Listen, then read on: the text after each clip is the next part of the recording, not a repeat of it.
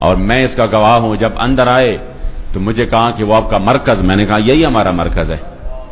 تو مجھے بتایا بابا جی یہاں پہ رہتے تھے. میں نے کہا جی یہاں پہ رہتے تھے, وہ سامنے ان کا گھر ہے. تو کہہ رہا کہ آپ بساط صاحب جو ہے امیر محترم کا نام لیا, وہ بھی یہاں پہ رہتے ہیں. میں نے کہا حضور وہ بھی یہاں پہ رہتے ہیں. تو سامنے وہ چھوٹا سا کمرہ تھا, تو اسی کمرے میں جب بٹایا تو وہ ادھر ادھر دیکھنے لگا. اسی وقت ان پر ہیبت طاری ہو گئی. اور پھر جب وہ امیر محترم آئے, بات تو ہم اس کو پہنچا چکے تھے مذاکرات میں, جو انہوں نے ہمیں آفرز دیے, یہ کراچی ہے اور یہ بات میں نے بار بار کی ہے. اور الحمدللہ پھر اللہ کے گھر میں اور پھر اتنی ذمہ داری کی جگہ پر جھوٹ بولنا یہ بہت بڑا جرم ہے. اور یہ بار بار میں نے پشتو میں, اردو میں, یہ ہے سوشل میڈیا پر, کہ انہوں نے ہمیں کہا نا کہ آپ اس معاہدے سے پیچھے ہٹ جائے تو ہم آپ کو یہ دیں گے, ہم آپ کو یہ دیں گے, تو ہم آپ کو یہ دیں گے. بہت سارے انہوں نے ہمیں آفرز کیے, سینٹ بھی دیں گے, ہم آپ کو آن دا اسپاٹ جتنا پیسہ آپ مانگتے ہیں ہم آپ کو پیسہ بھی دیں گے. اور یہ نہیں کہ ہم یہ پیسہ اس لیے دے رہے ہیں کہ ہم آپ کو خرید رہے ہیں. نہیں, آپ تو ماشاءاللہ دین کا اتنا کام کر رہے ہیں کہ ہم یہی چاہتے ہیں کہ ابھی آپ ایک مسجد میں کر رہے ہیں تو ہم آپ کو بازار میں لے کے چلے. ابھی آپ صرف پاکستان میں کر رہے ہیں تو ہم چاہتے ہیں کہ آپ جو ہے نا دنیا میں گھومے پھرے. اس کو بھی ہم پاسپورٹ دیں گے, آپ کو بھی وہ پاسپورٹ دیں گے, تو آپ کو ویزوں کی بھی ضرورت نہیں رہے گی. آپ گھومے پھرے, اس مشن کو آگے بڑھائے, اپنے مساجد کو پیسے دے, اپنی مدارس کو دے, اپنے شہداء کو دے, اس پہ آپ دین کی خدمت کرے. اس طرح کی. اور آئندہ کے لیے تیسری جو سب سے بڑی انہوں نے دی, آئندہ کے لیے ابھی سے جو بھی قومی حلقہ ہو, جو بھی صوبائی حلقہ ہو, وہ ابھی سے آپ ہمیں بتائیں کہ یہ حلقے ہمارے لیے چھوڑ دے. ہم ابھی سے لکھ کر دیتے ہیں کہ یہ آپ کے لیے چھوڑ دیتے ہیں. بس صرف اس انٹرنیشنل فورم پہ جا کے بات کریں گے. آپ فرانس جائیں گے, آپ فلاں ملک جائیں گے, آپ پیرس جائیں گے.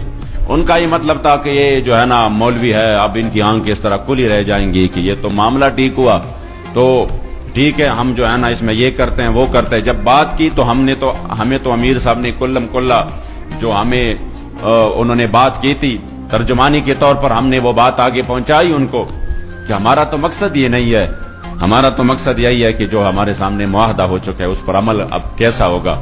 تو جب انہوں نے بات 3 دن تک ادھر رکا رہا, اور 3 دن یہ مسلسل کوشش کرتا رہا, سبز باغ دکھاتے رہے, اور پھر ہر طرح. تو آخر میں کہا میں امیر صاحب سے ملنا چاہتا ہوں. تو میں نے کہا بات تو وہی ہوگی جو میں نے آپ کو کہہ دی ہے. کہہ رہے نہیں میں تعزیت کرنا چاہتا ہوں, تاکہ ان سے میں تعزیت کروں. میں نے کہا تعزیت ہو سکتی ہے. تو جب آئے اور پھر امیر صاحب سامنے, تو انہوں نے پہلے دعا کی, تو دعا کے بعد کہا کہ میں نے تو ان کو ایک بات کی تھی تو وہ آپ کو بتائی. امیر صاحب نے کہا جی بتائی ہے. تو کہہ رہا ہے کوئی تو آپ مانے نا, میں نے تو اپنے وزیر اعظم صاحب کو بالکل کہا تھا کہ میں یہ مسئلہ منواؤں گا ان سے اور میں حل کر کے آ جاؤں گا. تو آپ نے تو 3 دن میں نے یہاں پہ گزارے, تو کم از کم ایک بات تو آپ مان لینا.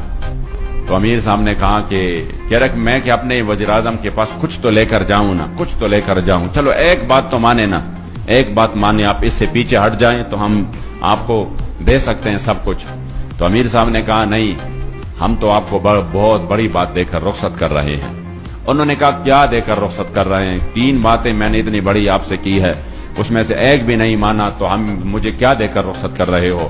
تب اسی وقت امیر محترم نے جو تاریخی جملہ ارشاد فرمایا جس پر ہمیں انشاءاللہ فخر رہے گا, اور وہ جملہ بار بار کہہ کر میرے ایمان کو تازگی مل جاتی ہے, اور مجھے تحریک پر اپنے قائد پر فخر ہے کہ آپ نے اسی وقت فرمایا کہ نہیں, جا کر اپنے وزیر اعظم کو کہہ دو کہ 1450 سال بعد بھی اس پاکستان میں جہاں پر لوگ جو ہے نا 3000 اور 5000 پر بک جاتے ہیں, اور جہاں پر بریانی کی ایک پلیٹ پر بھی بک جاتے ہیں, آپ اپنے وزیر اعظم کو بتانا کہ اب بھی پاکستان میں حضور کی وہ غلام رہتے ہیں جو پوری دنیا کی طاقتیں مل کر نہ ان کو ڈرا سکتے ہیں, نہ ان کو جھکا سکتے ہیں, نہ ان کو خریدا جا سکتا ہے.